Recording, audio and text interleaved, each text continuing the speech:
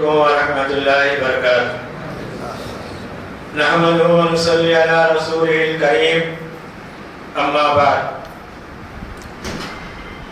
محترم حضرات اور خواتین اسلام،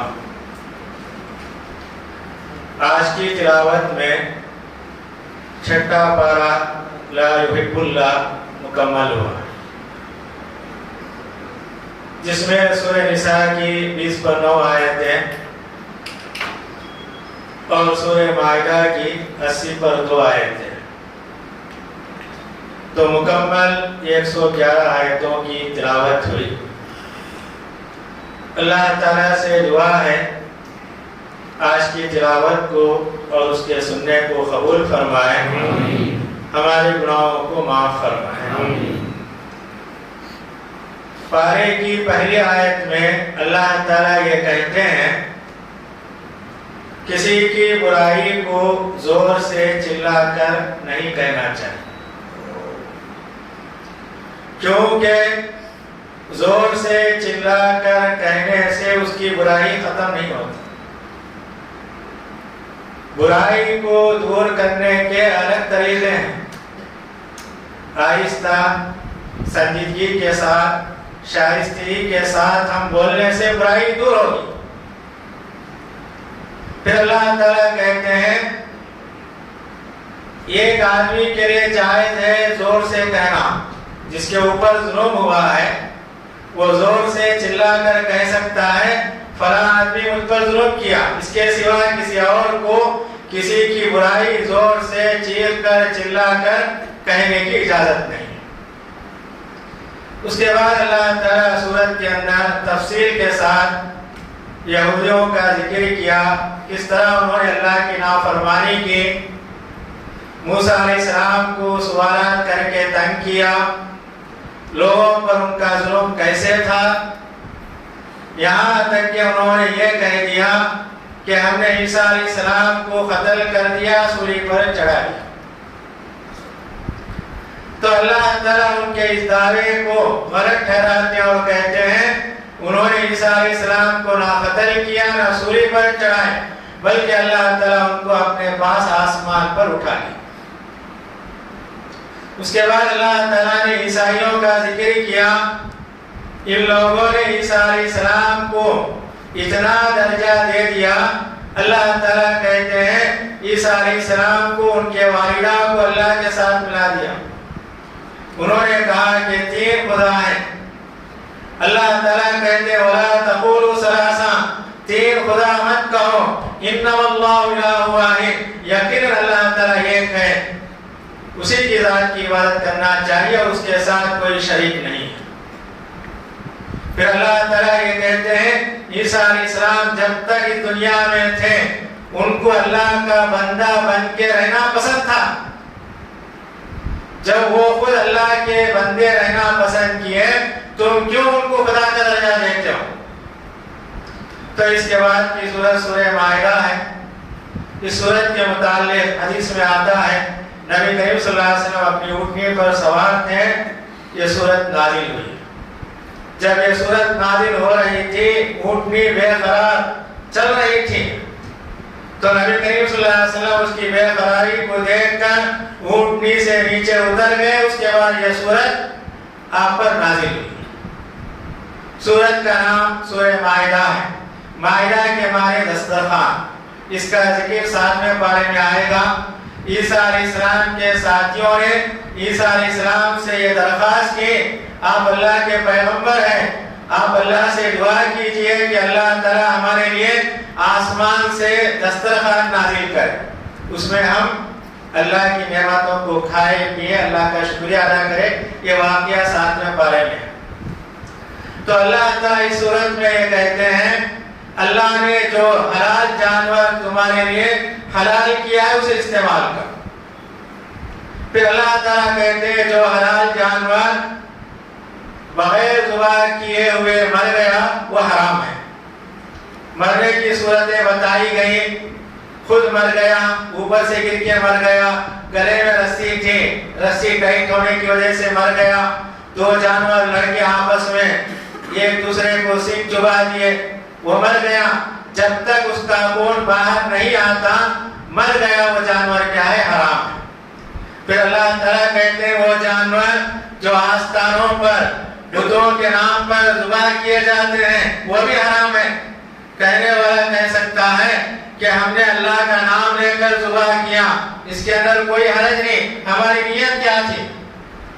ہماری نیت کیا تھی؟ غیر اللہ کے لیے ذبح کرنا تھا، تو اللہ تعالیٰ کہتے یہ بھی حرام ہے۔ اس کے بعد اللہ تعالیٰ اہل کتاب کا ذکر کرتے ہیں۔ اہل کتاب سے مراد یہودی اور عیسائی۔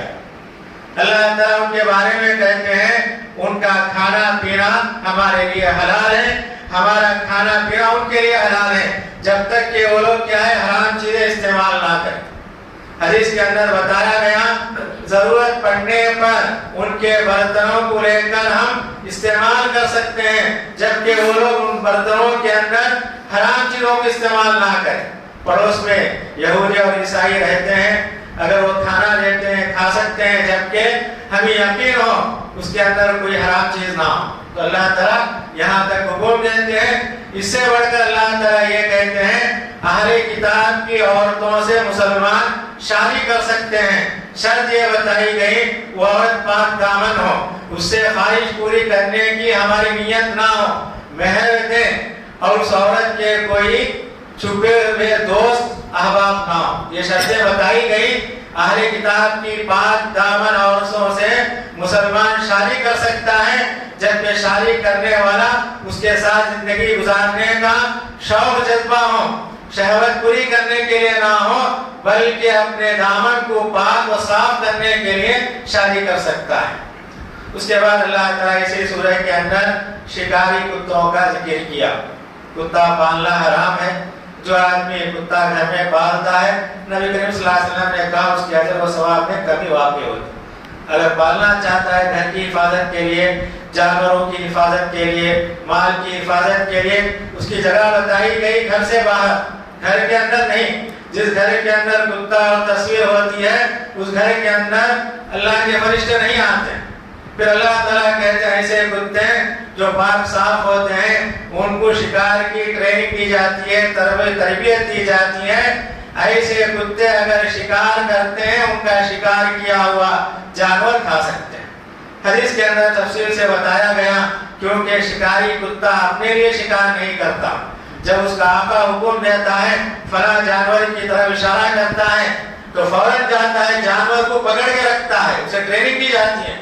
تو نبی کریم صلی اللہ علیہ وسلم نے کہا اگر کتے کو اللہ کا نام لے کر بھیجتے ہو، اگر وہ جانور یعنی کتا جو پکڑ کے رکھا ہے اگر زندہ ہے ذبح کر کے کھا لو۔ اگر یہ کتا اسے پکڑنے میں اس کا جانور یعنی کتے کا جانور جو بھی اس نے شکار کیا مر گیا تو نبی کریم صلی اللہ علیہ وسلم نے کیا تحقیق کرو، اگر وہ جانور کے ساتھ کوئی اور جانور ہے مت کھاؤ، اگر نہیں ہے تو کھاؤ۔ یہ ساری تفصیلیں حدیث کے اندر بتائی گئی۔ اس کے بعد اللہ تعالیٰ تیمم کا طریقہ، غسل کا طریقہ تفصیل سے بتائے۔ اس لیے اللہ تعالیٰ بتاتے ہیں، خود اللہ تعالیٰ اس کے بعد کی آیتوں میں کہتے ہیں ما یرید اللہ لیجعل علیکم من حرج ولکن یرید لطہرکم۔ اللہ تعالیٰ تمہیں تکلیف میں نہیں ڈالنا چاہتا، پاکی صفائی کا اللہ حکم دیتے ہیں۔ کیوں حکم دیتے ہیں؟ کہ تم پاک صاف ہو۔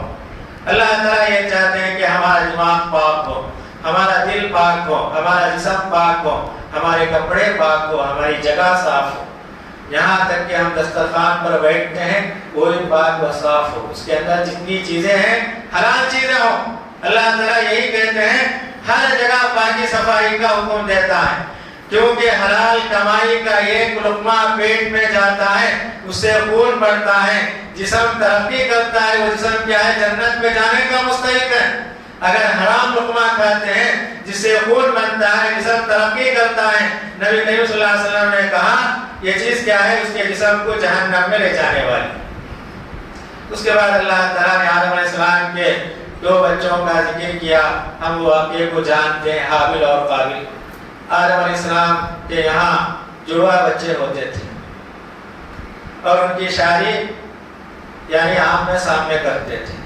2 جڑواں بچے پیدا ہوئے، بعد میں 2 جڑواں بچے پیدا ہوتے ہیں، اس کا نکاح سامنے والے بچی کے ساتھ کیا کرتے تھے۔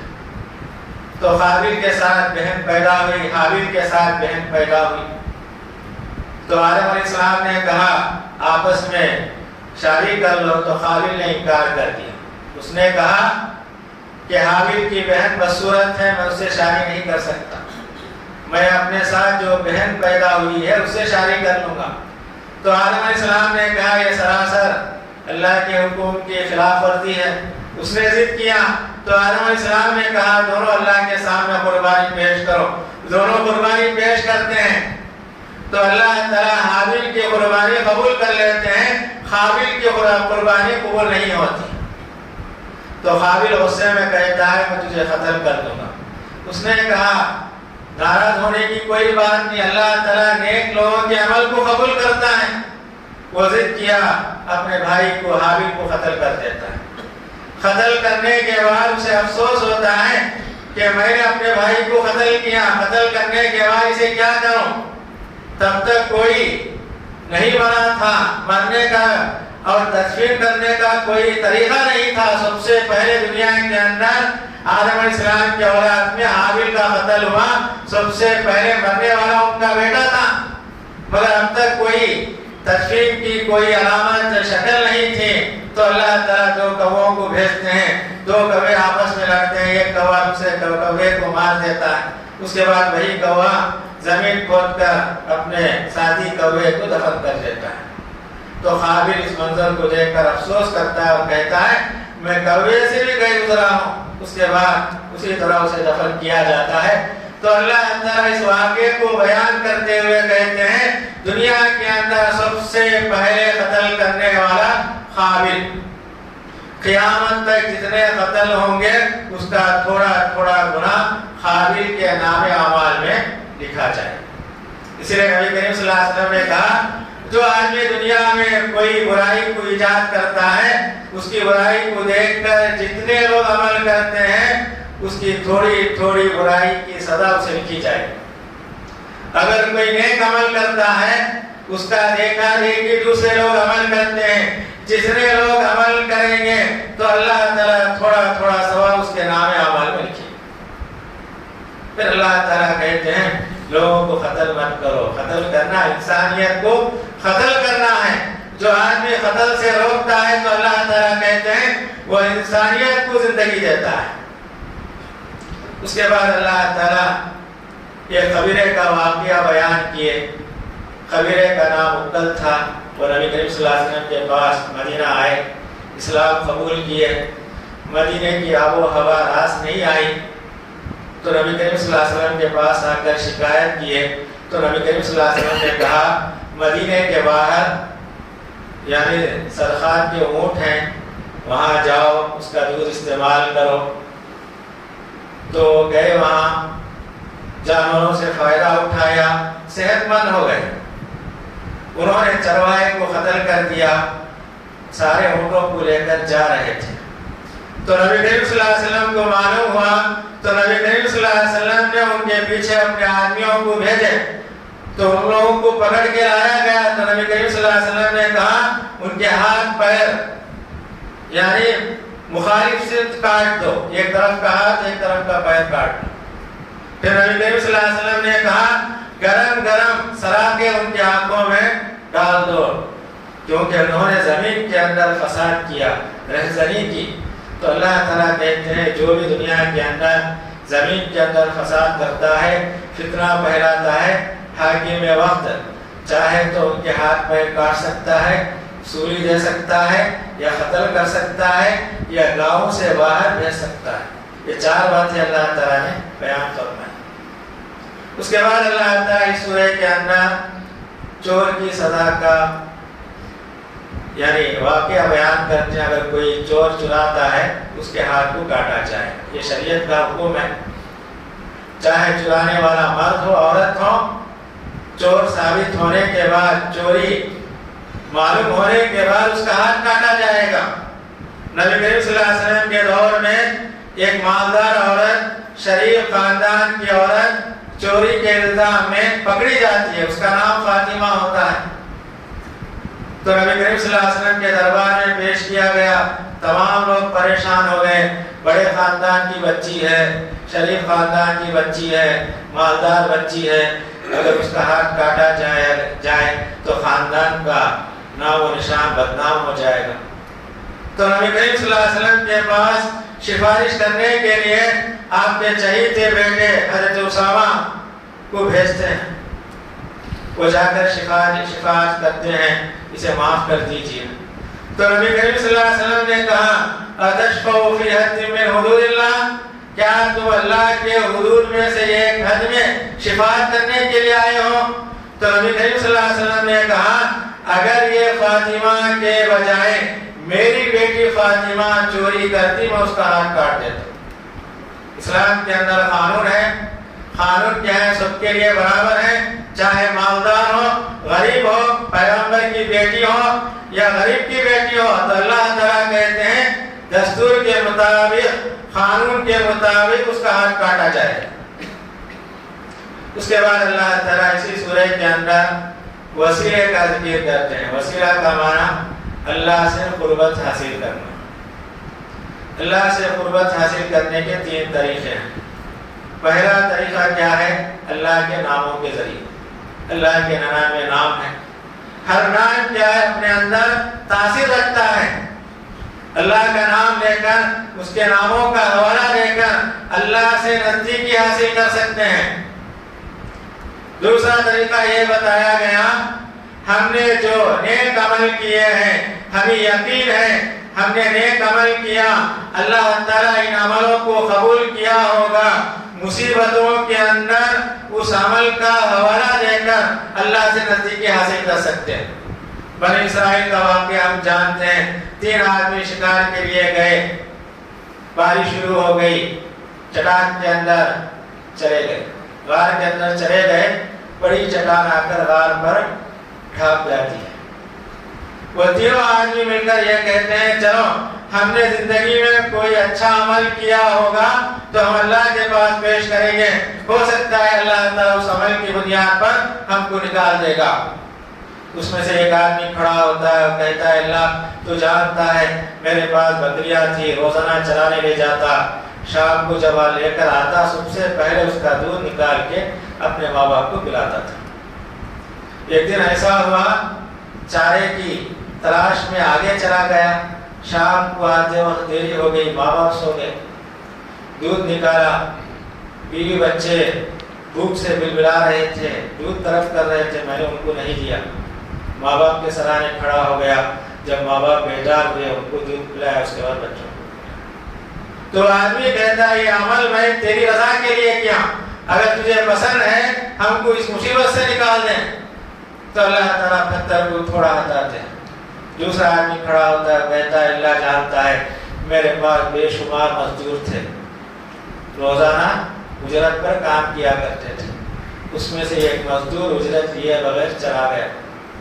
एक जमाने के बाद आया डरते हुए, उसने याद दिलाया, मैं तुम्हारे पास एक दिन की उजरत की थी, उसकी उजरत चाहिए, मजदूरी की थी, उसकी उजरत चाहिए। वो आदमी कहता है, ठीक है, ये सामने जितने जानवर हैं और ये तमाम चीज़ें तुम्हारी हैं। वो परेशान हो जाता है, कहता है, मैं एक दिन की मजदूरी किया था, उसकी उजरत क्या है? थोड़ी है, जानवर वगैरह नहीं हो सकते। उसने कहा, तुम्हारी उजरत को मैं तिजारत में लगाया, ये तिजारत से ये तमाम चीज़ें खरीदा, ये तरक्की ये तुम्हारे माल के अंदर हुई। तो आदमी हंसी खुशी के साथ सारी चीज़ों को लेकर जाता। तो आदमी कहता है, अल्लाह ये काम तेरी रजा के लिए किया, अगर पसंद है हमको मुसीबत से नजात दिला दे। वो पत्थर थोड़ा हटता है। तीसरा आदमी खड़ा होता है, वो कहता है, मेरी एक रिश्ते की बहन थी, कर्ज लेने के लिए आई, मैंने उससे बुराई का इरादा किया, उसने कहा अल्लाह से डर, मैं बुराई करने से रुक गया, अल्लाह ये काम तेरे लिए किया, रजा के लिए किया, हमको मुसीबत से नजात दिला। पूरा पत्थर हट जाता है, तीनों ही। तो नेक अमाल के जरिए से हम अल्लाह की नज़दीकी हासिल कर सकते हैं। और तीसरा तरीका ये बताया गया, जो जिंदे नेक लोग हैं उनके पास जाकर हम दुआ की दरख्वास्त कर सकते हैं, आप हमारे लिए दुआ कीजिए। अगर वो दुआ करते हैं, हमारी दुआ कबूल होती है। जब तक नबी करीम सल्लल्लाहु अलैहि वसल्लम थे بارش نہیں ہوتی، لوگوں کو لے کر جاتے، نماز پڑھتے، دعا کرتے، بارش ہوتی۔ آپ کے انتقال کے بعد حضرت عمر رضی اللہ تعالیٰ عنہ نے آپ کے چچا حضرت عباس کو لے جاتے تھے، وہ نماز پڑھاتے، دعا کرتے۔ حضرت عمر کہتے ہیں اللہ تو جانتا تھا جب تک تیرے پیغمبر زندہ تھے ہم ان کو لے کر آتے ہیں، نماز پڑھتے، دعا کرتے، تو بارش بھیجتا۔ آج ہمارے درمیان تیرے پیغمبر نہیں ہیں، ان کے چچا ہیں، عمر میں بڑے ہیں، ان کو لے کر آئے، وہ آپ سے دعا کریں گے اللہ ہم کو بارش نازل فرما۔ بارش ہوتی تھی تو اللہ تعالیٰ نے وسیلے کا ذکر کیا۔ اس کے بعد اللہ تعالیٰ یہ کہتے ہیں اپنے پیغمبر سے یا ایھا الرسول بلغ ما انزل الیک من ربک، اے رسول آپ لوگوں کے درمیان تبلیغ کیجیے، آپ پر جو اللہ کا کلام نازل ہوتا ہے لوگوں تک پہنچائیے۔ اللہ تعالیٰ کہتے ہیں وَإِن لَّمْ تَفْعَلْ فَمَا بَلَّغْتَ رِسَالَتَهُ، اگر آپ تبلیغ نہیں کرتے آپ اللہ کے پیغام کو نہیں پہنچاتے، پہنچانے والے نہیں ہیں، آپ کے بعد ہمارے اوپر ذمہ داری ہے کہ ہم اللہ کے کلام کو، اس کے پیغام کو لوگوں تک پہنچانا چاہیے۔ خود نبی کریم صلی اللہ علیہ وسلم نے کہا اگر نبی کریم صلی اللہ علیہ وسلم کی یہ حدیث ہم کو معلوم ہے اس کی تبلیغ کرنا، لوگوں کو بتانا ہے، نبی کریم صلی اللہ علیہ وسلم کا فرمان، اس کے اندر کبھی بھی ہم پیچھے نہیں ہونا چاہیے۔ اس کے بعد اللہ تعالیٰ نے خصوصیت کے ساتھ یہ ذکر کیا اگر ہم اسلام پر عمل نہیں کرتے تو اللہ تعالیٰ بڑے عظمت والے ہیں، ہم کو دنیا سے نکال کر ایسے لوگوں کو اللہ تعالیٰ لائیں گے، وہ لوگ اللہ سے محبت کریں گے، اللہ ان سے محبت کرے گا۔ وہ کافروں پر بڑے سخت ہوں گے، مومنوں پر بڑے رحم دل ہوں گے، اللہ کے راستے میں جہاد کریں گے، کسی کی ملامت سے نہیں ڈریں گے۔ اللہ تعالیٰ نے یہ کہا اگر تم دین سے اعراض کرو گے تو اللہ تعالیٰ دوسرے لوگوں کو لے کے آئے گا، اللہ تعالیٰ کو ہماری کوئی ضرورت نہیں ہے۔ پھر اللہ تعالیٰ تفصیل کے ساتھ یہودیوں کا ذکر کیا، ان کی نافرمانی، اللہ کی کتاب تورات کے اندر رد و بدل کرنے والے، کیونکہ اللہ تعالیٰ نے تورات کو، ان کے عالموں کو اس کا محافظ بنایا۔ اللہ تعالیٰ نے کہا کہ تورات کی تم حفاظت کرو، مگر لوگوں نے اس کی حفاظت کرنے کے بجائے دنیا کے خاطر آیتوں کو بیچتے تھے، قانون کو بدل دیتے تھے، مگر اللہ تعالیٰ نے قرآن کی حفاظت اپنے دل میں لی ہے، قیامت تک کوئی قرآن کے اندر رد و بدل نہیں کر سکتا۔ پھر اللہ تعالیٰ کہتے ہیں تورات کے اندر قصاص کا حکم تھا، اگر کوئی آدمی کسی کو ناحق قتل کرتا بدلے میں اس کو قتل کرنے کا ہم نے حکم دیا، اگر کوئی کسی کا کان کاٹ دیتا بدلے میں اس کے کان لینے کا حق تھا، اگر کوئی کسی کی آنکھ نکال دیتا بدلے میں اس کی آنکھ نکالنے کا اللہ نے حکم دیا، یہاں تک کہ بتایا گیا اگر کوئی کسی کا ایک دانت نکال دیتا ہے بدلے میں اس کے دانت کا نکالنے کا بھی اللہ نے حکم دیا۔ سورۃ کے آخر میں اللہ تعالیٰ نے پھر عیسائیوں کا ذکر کیا، کس قدر وہ عیسیٰ علیہ السلام کو اللہ کا درجہ دے رکھے تھے۔ اللہ تعالیٰ کہتے ہیں کیا تمہارے اندر سمجھ نہیں، عیسیٰ علیہ السلام کی والدہ دنیا میں کھانے پینے والے تھے، جس طرح دوسرے انسان کھاتے پیتے تھے وہ بھی کھانے پینے والے تھے، کانا یاکلان الطعام، وہ کھانے پینے کے محتاج تھے۔ جو آدمی کھانے اور پینے کا محتاج ہو وہ خدا کا درجہ کیسے لے سکتا ہے؟ اللہ تعالیٰ یہی کہتے ہیں۔ پھر بارے کے آخر میں اللہ تعالیٰ کہتے ہیں بنی اسرائیل پر اللہ کی لعنت ہمیشہ کے لیے نازل ہوئی، کیوں؟ لوگ ان کے سامنے برائی کرتے تھے مگر نہیں روکتے تھے، اسی وجہ سے اللہ تعالیٰ نے ان کے اوپر لعنت کے سلسلے کو جاری کر دیا۔ برائی کرتے ہوئے لوگوں کو دیکھتے تھے مگر ان کے اندر ہمت نہیں ہوتی تھی کہ لوگوں کو روکے، کیونکہ یہ خود کیا تھے؟ برائی کرنے والے تھے۔ اور آخر میں اللہ تعالیٰ کہتے ہیں یہودی اور مشرکین کیا ہے؟ مومنوں کے سخت دشمن، اور عیسائی کیا ہے؟ مسلمانوں کے بارے میں ذرا محبت کرنے والے۔ یہ تمام باتیں چھٹے پارے کے اندر اہم باتیں تھیں جو میں نے آپ لوگوں کے سامنے بیان کی۔ اللہ سے دعا ہے کہ اللہ تعالیٰ ہمیں قرآن مجید کو پڑھنے اور اس کی تعلیمات پر عمل کرنے کی توفیق عنایت فرمائے۔ السلام علیکم ورحمۃ اللہ وبرکاتہ۔